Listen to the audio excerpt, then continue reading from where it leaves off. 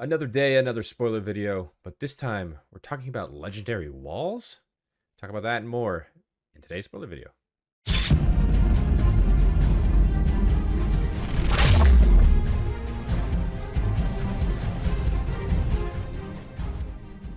Hey, what's up, guys? Welcome back to Guys at Magic. This is Hunter and Shane. Say what up, Shane. What's up, nerds? We don't have our resident Avatar watcher, aka Riley, today, but we can still talk about Magic cards because this is Magic the Gathering still, right, Shane? Yeah, I'm gonna make some stuff up. Absolutely love that. Can't wait. But we do have quite a bit of cards today. They did their weekly MTG stream, which every time they do a stream during spoiler season, they just drop so many cards out of the sky. So we're here to talk about them today. So buckle up, strap in, hit that like button, subscribe to the channel if you haven't done so already, because you don't want to miss out, because we are constantly putting out videos all throughout spoiler season. I believe Friday is the final day. It usually ends on a Friday, so we'll do our final wrap up on Friday about spoilers and all that jazz. But let's talk about this first card from today. This one is Appa, the Vigilant. It is part of a new scene box, Shane. Another scene box coming. This is 5 and 2 white for a 6/6 legendary creature, Bison Ally. It's got flying, it's got vigilance, and when Appa or another ally you control enters, creatures you control get +1/+1 and gain flying and vigilance until end of turn. Wow. Allies. It's a good thing it has vigilance because it's vigilant. It is pretty vigilant, and I will say I think this is like the 4th, maybe 5th legendary Appa we've got from this set. I So want you to have your choices. you've got choices of every character 4 or 5 times. Yo, funny enough, Hunter, this scene depicts right before Appa dies. Whoa. How did you know that? Yeah, just made it up. Love it. You said you were going to make some stuff up. That one, oh, you know what? I almost forgot you were making stuff up. I was like, Appa dies? I don't think Appa does. So, I have no idea. Cool but card though. cool card is cool. I do like the fact that if you have a bunch of like those allied tokens that are being made, keeps getting +1/+1/+1/+1. You just Yeah, grow the team. it's a little expensive, but it gives you a lot of stuff. So that's good. It is expensive. It is going to be that scene box, so it's going to be a little less powerful. But let's move on to another card from that scene box. This one is Earthshape. It is 2 and a white for an instant that says Earthbend 3. Then each creature you control with power less than or equal to that land's power gains hexproof and indestructible until end of turn. You gain hexproof until end of turn. There's a lot going on with this one card. Is this a new Teferi's protection? Maybe. I mean, it doesn't say your life total can't change, so you still get Yeah, that's hit. true. That's true. But I will say this is a pretty cool card to protect your team. I mean, you can, don't forget, whenever you Earthbend, you can also Earthbend onto an existing card that already has counters. So just add 3 more counters or whatever that is. And boom, bigger creature. Yeah, That's cool. it is pretty I'm cool. not gonna make up anything else for the rest of this. I just want to let you know, Hunter. Just want to preference that. Yeah, I don't want to just ruin the video. That's fine. But yeah, I think Earthbending is going to be pretty powerful. Yeah, I believe Earthbending was the one that felt the most convoluted, but also the most strong. Hey, you put counters on a land, and if that land dies or is exile, you put it right back on the field as a land. Seems, Yeah, seems pretty if good. this card had reminder text, it would be the entire size of the current text on the card. It would just be, oops, full text. Moving on to another card from that scene box. It's Fire Nation Turret. It's 2 and a red for an artifact that says at the beginning of combat on your turn, up to 1 target creature gets +2/+0 and gains Firebending 2 until end of turn. For 1 red mana, you can put a charge counter on this artifact. And you can remove 50 charge counters from this artifact. It deals 50 damage to any target. Yep. That's just stupid. I'm kind of glad this is just, I mean, I don't know if it would be powerful in standard. This is like, hey, this is your new Aetherflux Reservoir. There you go. Yeah, I knew you were gonna make that comparison. It's so bad. Hey, you can at least, like, however much red you're making, very easy to put a bunch of charge counters. And with Firebending, You do have a just yeah, throw so you all have a of place those. to dump all Firebending now. Yep. It just, hey, charge counter, Shane. We were talking, this fits right into that Kilo deck, too. Sure. charge counters. This seems like the Simic card where you like put a counter on it, and then if you have a certain amount of counters, you like win or something. I don't. This just seems like a weird like niche card. You're talking about Simic Ascendancy. Yeah, Uh, I don't like that card either. I mean, definitely niche card. And like I said, it's kind of like Aetherflux. Granted, you're not gaining life, so this is so much harder to pull off. It's so much harder. But I do think it's pretty cool. I think this is one of those meme cards. Hey, we're gonna win this way, and let me win because I would love to remove 50 charge counters and just hit someone in the face. Next up on the docket is another card from the scene box. It's Swampbenders. Shane, it's 4 and 2 green creature human druid ally. It is a star that says its power and toughness are each equal to the number of swamps on the battlefield. Lands you control are swamps in addition to their other types. Cool effect. Super expensive. Big dumb beater. It is. What else can I say? I mean, very interesting that a green card gives everything Yeah. that you own a swamp. Yeah. Like I said, it's a cool effect, but I will say, if you can manage to throw this into a Land Matters deck, and then also have an Urborg on the field, then it's really big. I don't know. You're not wrong. I think this is a pretty interesting card, I will say. I don't know if it'll see play, but not normally text you see on a card like that, huh? Yeah. Oh, that's what you're saying. I get it. This is saying that it counts every swamp on the battlefield. This does count every swamp. Got it. I understand So, what you're saying now. Urborg, yeah. Yeah, but again, you gotta give it evasion. It's a cool effect. It's different, but Big dumb beater. at the end of the day, big dumb beater. Last card from the scene box is Sokka's Charge. It's 3 and a white for an enchantment that says during your turn, allies you control have double strike and lifelink. Straightforward. Easy, to the point. Like you said, Yep. straightforward. I don't know if we can talk about this card too much just because of how simple it is, but hey, everything from Avatar that is not in the Fire Nation is pretty much an ally. So there you go. Allies are a thing. Yeah, I mean, there's also allies not in Avatar, so It's now true. they can have double strike lifelink. And as a reminder, in case anyone at home is watching this for the first time, all of these scene box cards are not standard legal. They are from the Eternal cards, which we'll get to at the end of the video as well when we talk about Jumpstart. But this is just not standard legal. So let's move into some standard legal ones, shall we? First up, we got a new land. It's Fire Nation Palace. It says it enters tapped unless you control a basic land. You can tap it for a red. You can pay 1 and a red, tap it. Target creature you control gains Firebending 4 until end of turn. Bad? I think it's pretty cool. You're essentially Yeah. gaining 2 extra mana in combat if your creature survives combat. Also, this is awesome because typically it's like if you have a certain basic land, this just makes any basic land that's coming untapped. That's awesome. Yeah, it is awesome. I do That like makes that this effect. really valuable. Yeah, like I said, adding that 2 extra red mana, granted, it has to survive combat because you have to swing to get that 4. I think this is pretty powerful. I think this will, honestly, at this point, this is going to be in standard. And I mean, combat tricks are real. You get the mana regardless if it lives or not, though. It has to attack. Yeah, attack, but it doesn't have to survive. No, I don't care about surviving. I'm just saying, in combat, That's you all. have to swing with it. As soon as you activate this and target your creature you control, kill that creature. Yeah. So, be careful with that instance, but Fire Nation Palace, pretty cool land. We have a lot of these lands to talk about today. Let's get on to the next one. It's Jasmine Dragon Tea Shop. It's a land. You can tap it for a colorless. You can also tap it to add 1 mana of any color. Spend this mana only to cast an ally spell or activate an ability of an ally source.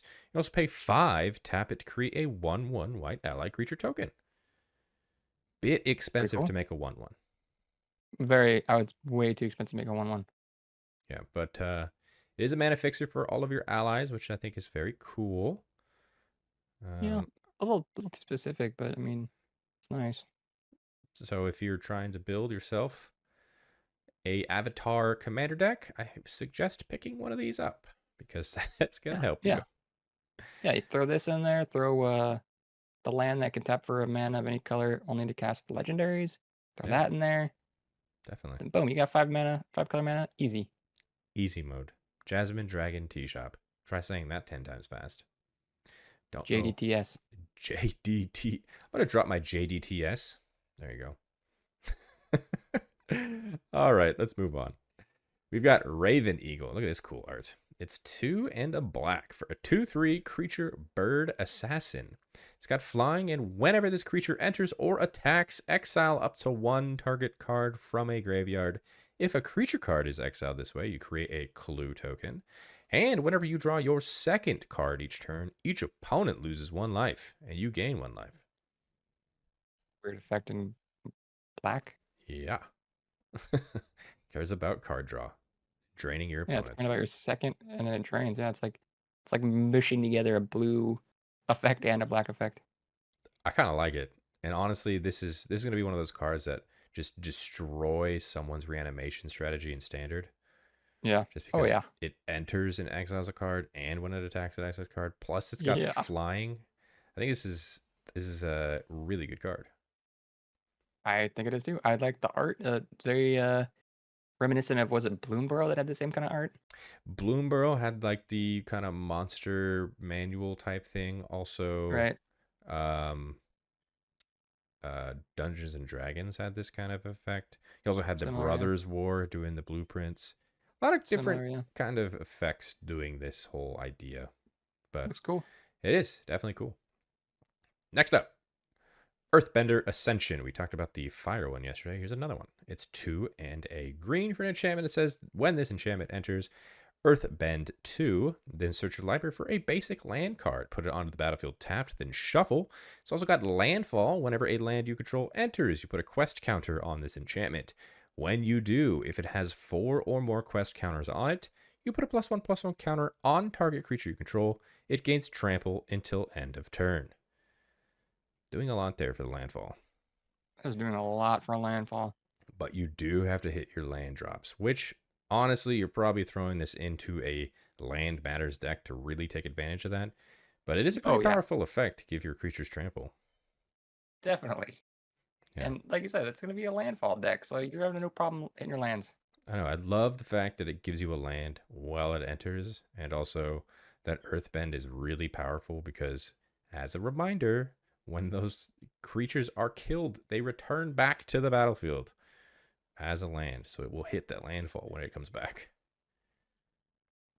This is a very fun toy for a landfall deck. Definitely. I think this would be pretty good in the Hearthhold deck that we just saw from Edge of Eternities. That cares about lands a lot. A lot of new toys for that deck coming to this set. It's almost like they plan sets together. It's pretty cool. Never. Next up, another Ascension. This one, Waterbender. It's 1 and a blue for an enchantment. It says whenever a creature you control deals combat damage to a player, you put a quest counter on this enchantment. Then if it has 4 or more quest counters on it, draw a card. Waterbend 4, target creature can't be blocked this turn.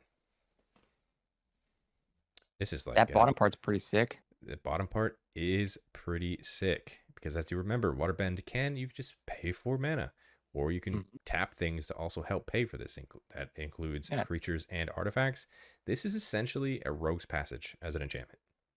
Yep, that's what I was gonna say, dude. Because like, I'm easily paying 4 for Rogue's Passage, and this is a colon, so you could do that on multiple things. Yeah. This card's sick. I like this one a lot. It's very interesting that I feel like, I don't know, in blue, having the combat damage give you quest counters, I thought that was pretty interesting. Yeah, I mean, I don't know. Quest counters, it's like, so take out the quest counters, and the card kind of reminds me of that blue enchantment creature, right? The one that when it dies comes back as an enchantment. Yeah, exactly. This is exactly. So it's kind of like that. Yeah, because as soon as it gets 4 quest counters on it, every creature that deals combat damage, you're drawing 1 card. Yeah. So it's cheaper, but it's slower, so it's like the trade-off there. But that Waterbend 4 that's where it's like, okay, I'm looking at this card now. Yeah, we got a powerhouse here in a card. I think I might want to pick a couple of these up because this is super easy to turn on. And then when it comes to late game, Shane, this is just a game finisher. You just give your huge creature unblockable, win the game. Agreed. I'll definitely pick up some copies. I love it so far. Good set, good. Moving on to the next card we're talking about. It's another land. This is, I hope I'm saying this correct, Agna Qel'a. Yep, you nailed it. Thank you. It's a land. Enters tapped unless you control a basic land. You can tap for a blue. You can pay 2 and a blue. Tap it, draw a card, discard a card. Another card I'll be picking up. Yep. Easy to the point. You can never have Super too many easy. lands that give you card draw, right? Yeah, and you run. I'm gonna say at least in an EDH standpoint, most decks run a decent number of basics, to where this is always gonna come in untapped for me. Yeah, and even if you drop this turn 1, comes in tapped. Like, yeah, who cares? Whatever. Who cares? But I'm just saying, like, the chance that it's fast mana, like the more fast mana you can have in your EDH deck, the better your EDH deck's gonna perform. Yeah, this is a pretty good land. Like I said, you can never have too many lands that just give card draw. I just love lands that have that effect of, like, if you're not doing anything else with your mana, if you're out of cards in your hand, which you shouldn't be, if you're building your deck, you're drawing a lot of cards. Lands that just give card draw just are so good. Dude, it's like War Room that you don't have to take damage for. And I know you have to discard a card, but whatever. I was gonna say, downside is you do have the discarded card, so you can't actually Whatever. do this when your hand is empty, unless you just had an idea. I don't know. If you wanted to discard the card you just drew. But cool card. Next up, another one. This is Bison Whistle. It's a land, and it's tapped unless you control a basic land. Tap it for a green. Pay 2 and a green. Tap it. Earthbend 2. Activate only as a sorcery. We're starting to get weaker ones. I mean, Earthbend's still a strong effect, and add a sorcery it's ensuring that you can't do it to block. Yeah, which is a bummer because I want to block. Well, I mean, so you could do it as your opponent says, "I'm going to combat," then you can do it. I think before they go to combat, right? Well, here's the thing about, like, the idea, right? You have to activate as a sorcery, which means you can only do it on your turn. That's what. Okay, that's what I mean. But the reason they're doing this, and I'll go against what I'm trying to say is instant speed, is because if you do just set up a little tiny blocker, a 2/2, your land dies and comes back. So you can just continue to do that over and over, which is kind of broken. So, hey. It would be very broken. They fixed it. All right, so it has to be sorcery. It's fine. Hey, Shane, but I did tease something. If you see in the background there, you see all those... That's a giant wall over there, isn't it? Looks like a pretty good wall, yeah. How about the walls of Bison Whistle? That's right. It is a creature. It's 8 mana for a 0/30 legendary artifact creature wall. It's got Defender, and it says other permanents you control have indestructible. Okay. That's right, Shane. If you wanted your commander to be a giant wall, you can. Now's your chance. The walls of Bison Whistle is your friend. I really, really, really wish that this said that they all have indestructible, because I want this not to die. Riley is not here today, but they did want me to mention that this dies to the big drill. So, I was gonna make up something like that. So I'm glad that they let us know. Yeah, the big drill we saw that enters and blows up something with less power. Yeah, look at that. 0 power. Blows it up. The walls of Bison Whistle. But I will say, as an Arcades player, I need this in my life. Yeah, this is it's 8 mana still, but yeah, other stuff getting indestructible and then smacking for 30 is stupid. It really is. Watch out for my flying wall of Bison Whistle. It's coming at you quick. But yeah, this is a very interesting card. I guess it's that well known in the story that it had to have been a legendary creature because walls. Hunter, I heard you could see it from space. Whoa, that's pretty cool. Little nifty trivia there, Shane. Good job. Yeah. Next up is a double face card. This is the Legend of Kyoshi. It's 4 and 2 green for an enchantment saga. Its first lore counter says draw cards equal to the greatest power among creatures you control. Its second lore counter says Earthbend X, where X is the number of cards in your hand. That land becomes an island in addition to its other types. And the third and final lore counter, it's exile this saga, then return to the battlefield transformed under your control. Once transformed, it does turn into Avatar Kyoshi. It is a 5/4 legendary creature avatar that says lands you control have trample and hexproof, and you can also tap this to add X mana of any one color where X is the greatest power among creatures you control. That's pretty sweet. It is pretty sweet. I don't know the flavor. Like I said, you're going to have someone comment down below that watches Avatar. Explain to me why the land becomes an island. Because I don't get it. Because she was trained to waterbend in the beginning. So, Okay. But yeah. avatars know all bending, so. Yeah, but Mhm. just don't worry about that. Okay. Earthbend, and then it turns into an island. I don't think that matters a whole lot. Granted, if you're running this, you're running this in a lands matter for sure. I think this is a pretty You're cool playing card. Simic. You're playing Simic. You're chilling, dude. Yeah, throw this in your Earthbend deck because all of your Earthbend lands have trample and hexproof, and you're gonna be crushing people. Yeah. Yeah, I like it. I like it a lot. I like it too. But that's our only double face card, Jay. And let's move on to the next. We are moving into the Jumpstart cards, like I had mentioned. We're not talking about all of them because they dropped all of the Jumpstart cards today, and there was 24 rares. That is so many rares. So we're just going to be talking about the ones that are kind of most talked about on the internet, as well as some that I thought were pretty cool. But maybe on Friday we will go back to the ones that we did not talk about because that's what we like to do on Friday, our little wrap-up show. This first one, though, is Bison Whistle. It's 1 and a green for an artifact that says you could pay 1, tap it, look at the top card of your library. If it's a Bison card, you may put it on the battlefield. If it's a creature card, you may reveal it, put it in your hand. Otherwise, you can put it in your graveyard. Kind of neat effect for 1 mana. Correct me if I'm wrong, but aren't all Bisons creatures? You are correct, but if it's a Bison specifically, you could just put it onto the battlefield. Got it. Okay. But yeah, cool. You get Appa. It's not just getting Appa. It's the fact that if it's a creature card, you can reveal it, or you can throw it in your grave. So the fact that if you have something big that you're trying to reanimate, and you're like, oh no, it's in the graveyard for 1 mana, pretty solid. I see what you're. Okay. Mm-hmm. Yeah, there's a lot. It's more sneaky of a card than I thought it was. It is pretty sneaky. I will say, once again, as a reminder, these are Jumpstart cards, so they are not standard legal. So I'm very thankful for that reason. Yeah. I don't think standard needed more reanimation, dude. It really doesn't. And yeah, I think this is a pretty cool card if you're running a reanimation strategy. I think Bison Whistle as a card by itself, just the fact that you could throw a creature in your hand, it's just an extra card draw, essentially. Yeah, this is definitely going to go in my Whistle deck. Specifically your Whistle deck. I love it. Can't wait to see that deck. It's your bracket 1, right? All whistles? Yeah. Gotcha. Next up, we've got Tectonic Split. 4/2 green for an enchantment. It says, add an additional cost to cast this spell. Sacrifice half the lands you control rounded up. It has hexproof, and it says lands you control have tap. Add 3 mana of any one color. Yeah. Yikes. Yeah, so this one is strong. Because if there's any way you could just bring this onto the field without having to make the casting cost, you just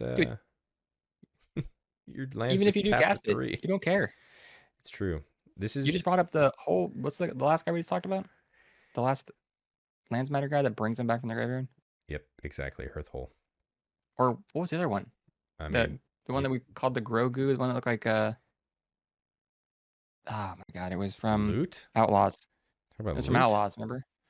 No. Yeah. Oh, yeah. You're talking. They cared about lands going to your graveyard, and then you make like cactus people. Yuma. Yeah. Like that. There's tons of application for this. Oh, without a doubt. Like any kind of lands mana decks, usually bringing it back from the grave. But I will say, on the absolute floor, think about this. You pay 6, you sacrifice 3 lands, your 3 lands tap for 9. So yeah, you're not wrong. Granted, this could die, but it also has hexproof, so it protects itself. So you are super chilling unless someone farewells you, and then But either way, also it's kind of mana fixing you too, like a bit, because I get that it's 3 mana of any one color, but it's of any one color, so your green can tap for 3 blue. Mm-hmm. Absolutely. I think this card is pretty pushed. Yeah, interesting card. I hope I can get one of these. Tectonic Split, pretty good. Next up, we've got Tui and La, Moon and Ocean. 3 and a blue for a 3/3 legendary creature, Fish Spirit. It says when it becomes tapped, draw a card, and whenever it becomes untapped, you put a counter on them. Pretty Okay, good. pretty straightforward, pretty good. Pretty straightforward, pretty good.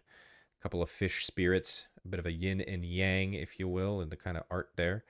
But yeah, tap, untap. You've got those effects. Make this huge, draw your deck.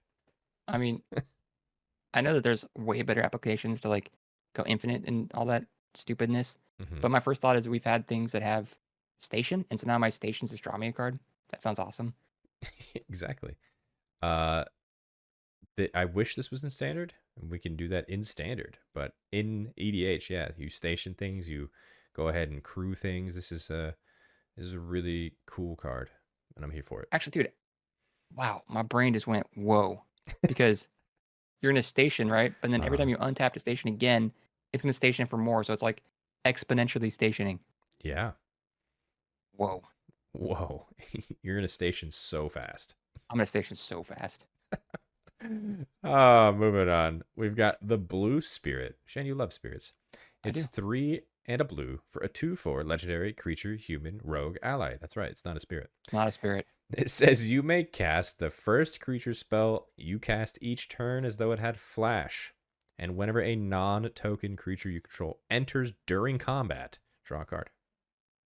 During combat, okay. Flash I'm just flashing stuff in. during combat. Yeah, you draw cards. Or you're ninjutsuing. Yep. That's right. I mean, it kind of looks like a ninja mask. Yeah, it's pretty good for ninjutsu for sure. Yeah. I like this card a lot. Pretty good. I mean, card draw seems good. Seems Flavor like lost that it's called spirit and it's not a spirit, so like not hey, good. comment down below the blue spirit. Why is it not a spirit? Why is it Yeah. named the blue spirit? Who is this character? I need Please. Riley right now. Riley, where are you? I can make something up, but it won't be good. So. Oh wait, let's read the flavor text. To the avatar, Okay. was the blue spirit a friend, a foe, or something else entirely? Still didn't help. That didn't help at all. All right, moving on.